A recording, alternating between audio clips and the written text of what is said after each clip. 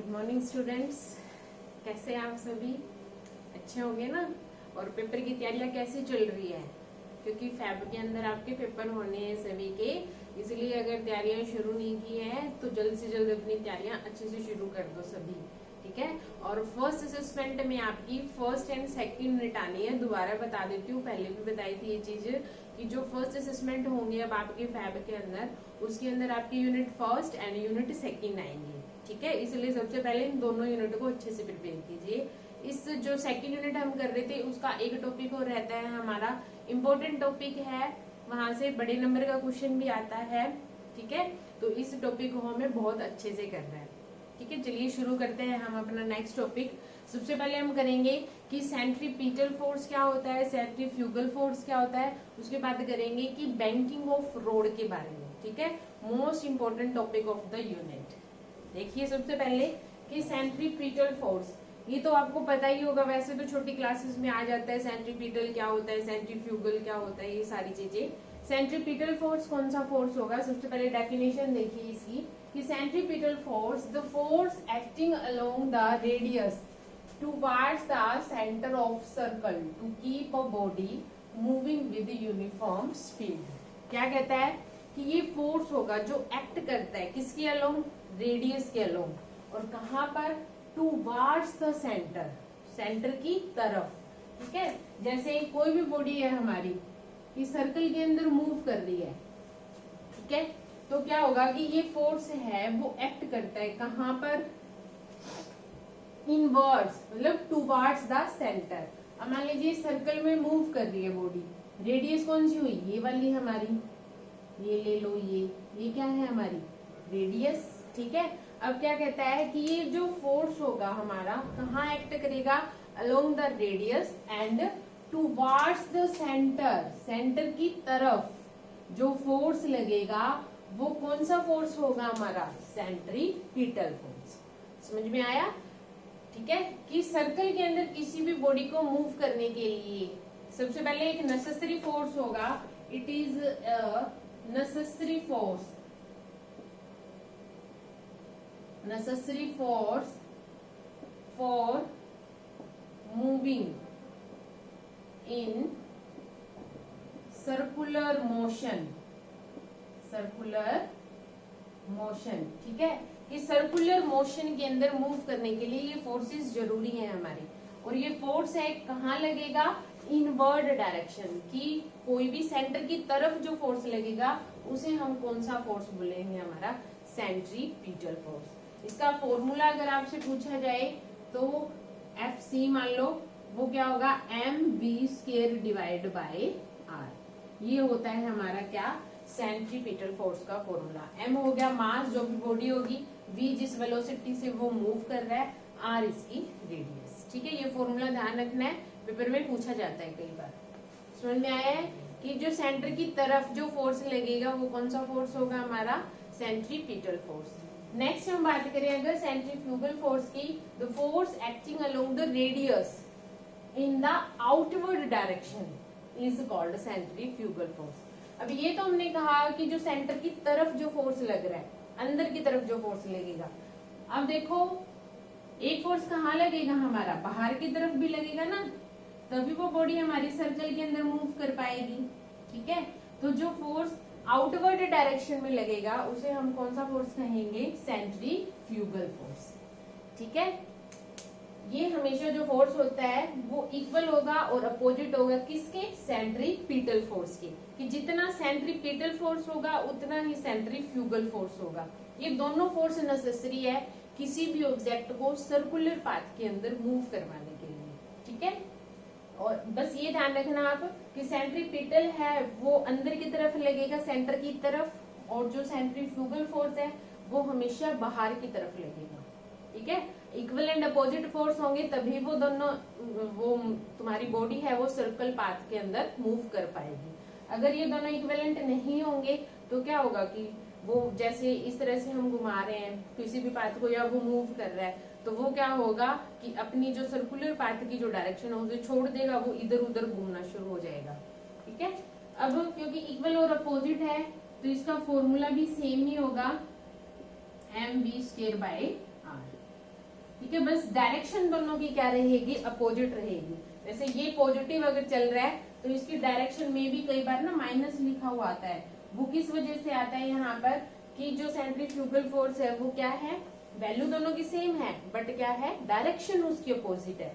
ठीक है, तो उसके लिए कई बार यहाँ पर माइनस भी आ जाता है, बट दोनों रहेंगे क्या, इक्वल ही रहेंगे। ठीक है, नेक्स्ट हम बात करते हैं हमारा जो टॉपिक है इस यूनिट का मोस्ट इम्पोर्टेंट टॉपिक। बहुत अच्छे से कर लेना इसको क्योंकि इसमें से क्वेश्चन आएगा।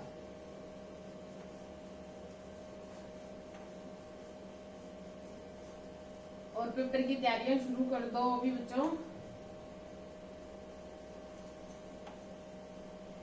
वैसे तो मैं सोच रही हूँ तुम लोगों ने कर ही रखी होगी, है ना।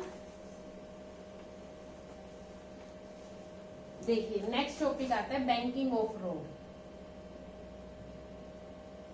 Banking of roads most important part. ठीक है, अच्छे से करना है इसको हमें। देखिए बैंकिंग ऑफ रोड क्या होता है, the process of raising, raising मतलब उठना, raising of outer edge of road. ठीक है, the process of raising of outer edge of the road is slightly above to the inner edge। ठीक है, क्या कहा हमने, slightly above to its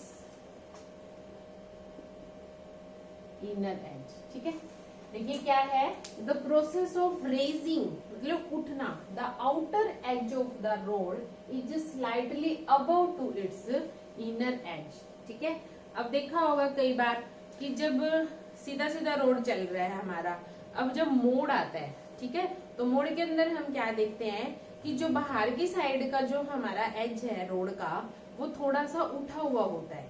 देखा होगा ना कभी, जैसे जब मोड़ ले रहे हैं तो जो इस साइड का, जैसे इस तरह से जा रहे हैं हम, तो इस हाथ का जो होगा, इस तरफ का जो होगा तुम्हारा रोड का एज जो सिरा होगा वो थोड़ा सा इस साइड से उठा हुआ होगा।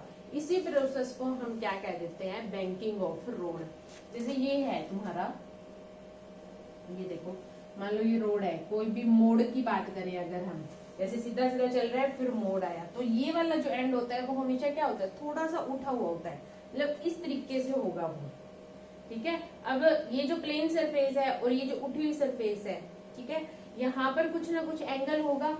मान लिया ये वाला है इस तरह से सीधा चल रहा था, यहाँ से थोड़ा सा उठा हुआ है ये इस तरह से, जैसे यूं आया ना हमारा रोड। ठीक है, समझ में आया। तो मान लेते हैं ये जो उठा हुआ रोड है वो किस एंगल से है, मान लिया थीटा एंगल बना रहा है। ठीक है, अब हमारा कोई भी व्हीकल है मान लीजिए, ठीक है, कोई भी व्हीकल है हमारे पास, मेरी ड्राइंग थोड़ी अच्छी नहीं है, ठीक है, अच्छा सा व्हीकल बना लिया, कोई भी सपोज कर लिया हमने। ठीक है, अब देखिए कि अब क्या देखेंगे कि जो ये रोड है वो इस व्हीकल पे क्या फोर्स लगा रहा है, या जो व्हीकल है वो इस रोड पर कौन सा फोर्स लगाएगा, वो सारे फोर्सेस देखेंगे और फिर ये एंगल की वैल्यू निकालेंगे। सुनने आया क्या है कि ये जो हमारी प्रोसेस है कि ये बैंकिंग ऑफ रोड, बैंक्ड क्यों किए जाते हैं रोड्स को, कि जो हमारे एक्सीडेंट हैं वो कम हो, एक तो ये भी रीजन होता है उसका। ठीक है, एक जो हाई स्पीड में व्हीकल आ रहा है, ठीक है, उसकी लेंथ को, उसकी स्पीड को कम करने के लिए किया जाता है। वो चीज मैं बताऊंगी आपको कैसे क्या होगा। ठीक है, ये एंगल है थीटा, इस एंगल को हम बोल देते हैं एंगल ऑफ बैंकिंग। ठीक है, कि वो एंगल जिससे जो आउटर एज है हमारा वो थोड़ा सा उठा हुआ है, उस एंगल को हम कौन सा एंगल बोलेंगे, एंगल ऑफ बैंकिंग। सुनने आया। अब देखिए यहाँ पर कौन कौन से हमारे फोर्सेस लगेंगे। अब मान लिया m मास है हमारा जो व्हीकल है, ठीक है, मास मान लिया v वेलोसिटी या स्पीड के साथ वो मूव कर रहा है। ठीक है। आर मान लिया रेडियस है उस रोड की, जो सर्कुलर पाथ चल रहा है ना हमारे, अब इसको अगर कंप्लीट करें तो एक पूरा सर्कल भी बन सकता है, ठीक है। तो आर मान लिया क्या है, उसकी रेडियस है। जी मान लिया क्या है, एक्सीलरेशन ड्यू टू ग्रेविटी, जो कहाँ लगता है, नीचे की साइड, ठीक है।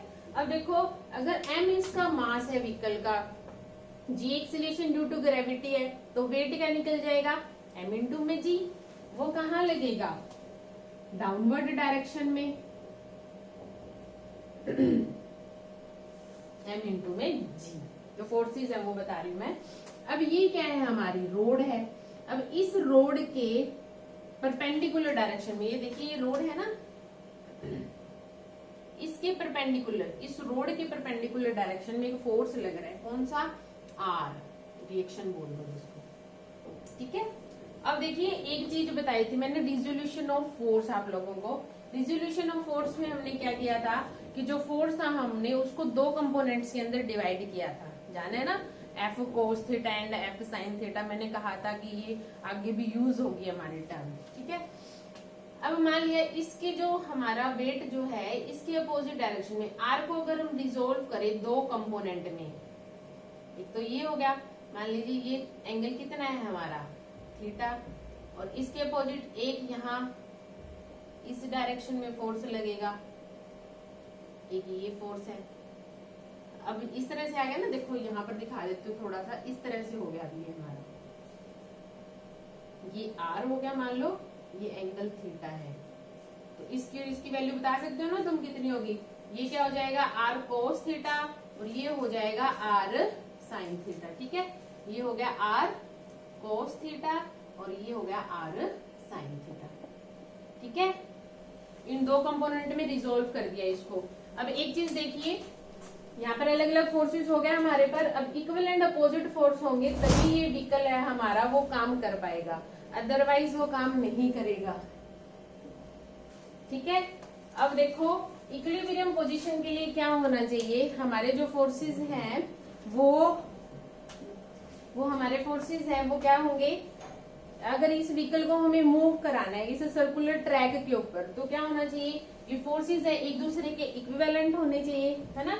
तो इक्विलिब्रियम पोजीशन के लिए क्या क्या चीजें होनी चाहिए, यहाँ तक समझ में आया ना सभी के, कि एक तो हो गया वेट mg जो डाउनवर्ड डायरेक्शन में लग रहा है, ठीक है। ये वर्टिकल डायरेक्शन में लग रही है R reaction, R cos theta, और ये कौन सी डायरेक्शन हुई, हॉरिजॉन्टल डायरेक्शन, वो कौन सा फोर्स लग रहा है, आर साइन थीटा, ठीक है। अब इक्विलिब्रियम में होंगे कंपोनेंट, जैसे अपवर्ड वाला डाउनवर्ड के इक्विवेलेंट होगा।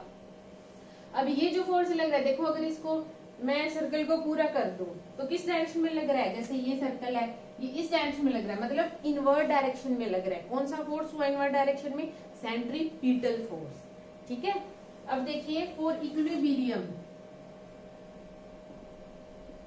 हम इस थीटा एंगल की वैल्यू निकालेंगे कि कितना एंगल, मतलब जो रोड है हमारा वो बेंड होना चाहिए, ठीक है।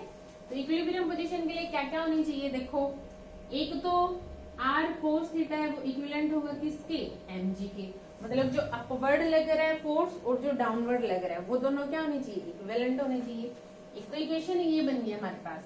दूसरा क्या कहा हमने कि आर साइन थीटा है, तो आर साइन थीटा है वो इक्विवेलेंट होगा किसके, ये कौन सा फोर्स बताया मैंने, सेंट्रीपिटल फोर्स लगेगा ना इसके अपोजिट डायरेक्शन में ये सेंट्रीपिटल है, इसके अपोजिट में सेंट्रीफ्यूगल फोर्स, तो वो क्या होगा देखो mv²/r, ठीक है। अब इन दोनों इक्वेशंस को अगर देखें तो क्या आ जाएगा, देखो डिवाइड कर दो इनको, r sin theta is equal to mv²/r divide by r cos theta divide by m into g, ठीक है, फ्रॉम इक्वेशन 1 एंड 2। अब देखिए जो कैंसिल हो रहा है उसको कैंसिल कर दीजिए, r से r, m से m, ये हो गया हमारे पास sine theta divide by cos theta is equal to v²/rg, ठीक है।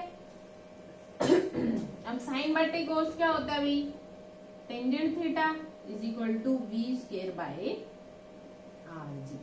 ये आ गया हमारे पास जो बैंकिंग एंगल होगा, मतलब थीटा की वैल्यू हम क्या लिख सकते हैं, tangent inverse v square by R G. अगर यहाँ से देखें ना तो थीटा है वो डायरेक्टली प्रोपोर्शनल है किसके, v स्क्वायर के। v क्या थी, स्पीड थी इस व्हीकल की। अब देखिए यहाँ पर ये निकल गया ना हमारे पास, इतना एक्सप्रेशन करना है उस पेपर के अंदर। यहाँ से आता है 10 नंबर का क्वेश्चन भी आ जाता है। इसमें क्या है ना, दो इक्वेशन निकलेगी हमारी, उन दोनों को डिवाइड कर देंगे, साइन बटा कोस के आगे tangent theta v square by R G. ठीक है, अब देखिए अगर हम यहाँ से देखें कि किस हिसाब से, अब तुम लोग बाइक भी चलाते होगे है ना, साइकिल भी चलाते हैं, गाड़ियां भी चलाते हो, कोई भी व्हीकल चलाते हैं। अब हम क्या करते हैं कि जब रोड आ रहा है, अगर बहुत स्पीड में है अगर आपकी गाड़ी, तो क्या होगा, ये तो है नहीं कि बिल्कुल यहाँ से निकल जाएगी गाड़ी, वो बहुत ज्यादा कट बहुत लंबा लेना पड़ेगा अगर स्पीड में है। इसका मतलब क्या हुआ, थीटा की वैल्यू वहां पर क्या रहेगी, ज्यादा रहेगी, क्योंकि v क्या है डायरेक्टली प्रोपोर्शनल है किसके, थीटा के। कितनी ज्यादा स्पीड होगी, एंगल ऑफ बैंकिंग है तुम्हारा, उतना ही ये ज्यादा होता जाएगा। अगर हमारा स्लो स्पीड में चल रहा है व्हीकल, v की वैल्यू अगर कम है तो वहां पर थीटा की वैल्यू भी क्या रहेगी, कम रहेगी। इसका मतलब जो व्हीकल है हमारा बिल्कुल इजीली यहाँ से निकल जाएगा। समझ में आया। अगर हाई स्पीड में व्हीकल चल रहा है तो उसको कट पूरा लंबा लेके जाना पड़ेगा यहाँ से घुमाकर। समझ में आया। जितनी ज्यादा स्पीड होगी इस एंगल की वैल्यू उतनी ही ज्यादा होती रहेगी। अगर स्पीड कम है तो एंगल ऑफ बैंकिंग की जो वैल्यू है वो क्या रहेगी, यहाँ पर कम रहेगी। ये था आपका जो सेकेंड यूनिट है उसका लास्ट टॉपिक। इम्पोर्टेंट टॉपिक है सेंट्रीपिटल फोर्स क्या होता है, सेंट्रीफ्यूगल फोर्स क्या होता है, पेपर के अंदर क्वेश्चन आता है यहाँ से, इसलिए इसको बहुत अच्छे से कर लेना आप लोग। ठीक है, फैब के अंदर आपके फर्स्ट असेसमेंट के पेपर होने हैं। ठीक है, तो फर्स्ट और सेकंड यूनिट आनी है उसके अंदर। ठीक है, एंड ऑल द बेस्ट, अच्छे से एग्जाम कीजिएगा। अगर किसी भी बच्चे को कोई भी प्रॉब्लम हो तो मुझे कमेंट करके बता सकता है। ठीक है, ओके, थैंक यू।